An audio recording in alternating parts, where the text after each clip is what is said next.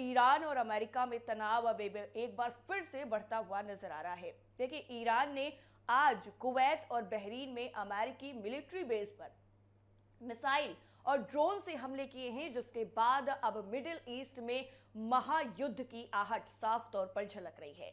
पहले अमेरिकी सेना ने ईरान के केशम आइलैंड और अन्य सैन्य ठिकानों पर अटैक किए। अब ईरान के इस्लामिक रिवॉल्यूशनरी गार्ड्स कॉर्प्स यानी IRGC का यह दावा है कि उसने कुवैत और बहरीन में अमेरिकी नौसेना के 5वें बेड़े के हेडक्वार्टर, एयरबेस और हेलीकॉप्टरों पर हमला किया है। तस्वीरों में भी आप देख सकते हैं कि किस तरीके से ये जो हमले की तस्वीरें हैं वो ये बयां कर रही हैं कि मिडिल ईस्ट में महायुद्ध की आहट साफ तौर पर नजर आ रही है। इससे पहले अमेरिका ने ईरान के केशम आइलैंड स्थित एक कम्युनिकेशंस टावर पर अटैक किया था। IRGC के मुताबिक अमेरिका ने होर्मुज के पास एक ईरानी ऑयल टैंकर पर भी हमला किया। टैंकर के इंजन रूम को नुकसान भी पहुंचा है। जवाब में ईरान ने पनाया नामक एक जहाज को मिसाइलों से निशाना बनाया।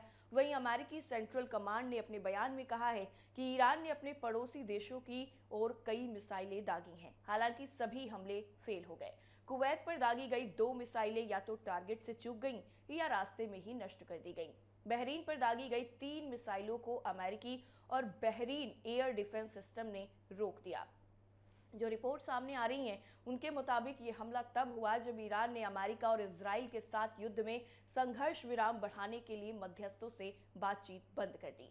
हालांकि राष्ट्रपति डोनाल्ड ट्रंप ने इस दावे का खंडन करते हुए ये कहा है कि बातचीत जारी है। अब जिस तरह से ये मिडिल ईस्ट में लगातार तनाव बढ़ता हुआ नजर आ रहा है, इसका असर सिर्फ एक देश पर नहीं बल्कि पूरी दुनिया पर पड़ेगा। इससे कोई भी इनकार नहीं कर रहा है। स्ट्रेट ऑफ हॉर्मुज बंद होने की वजह से लगातार जो कीमतें हैं डीजल, पेट्रोल की, LPG की, वो बढ़ती हुई नजर आ रही हैं। ऐसे में अब ये जो महायुद्ध की आहट यहाँ पर सीधे तौर पर नजर आ रही है, उसकी वजह से दुनिया भर में अलग अलग देशों के नेताओं की जो टेंशन है वो बढ़ती हुई नजर आ रही है। देखिए, अमेरिका अपनी शर्तों पर ये डील क्लोज करना चाहता है, ईरान अपनी शर्तें मनवाना चाहता है, तो ऐसे में दोनों देश झुकने को तैयार नहीं है। इसी बीच में अभी हाल ही में ये भी खबर सामने आई थी कि ट्रंप ने व्लादिमीर पुतिन को लेकर के भी जो बयान है वो भी दिया था। इसके साथ ही साथ इजरायली नेतृत्व को लेकर के भी बयान दिया था। इजराइल जो लगातार हमले कर रहा है उसको लेकर भी ट्रंप ने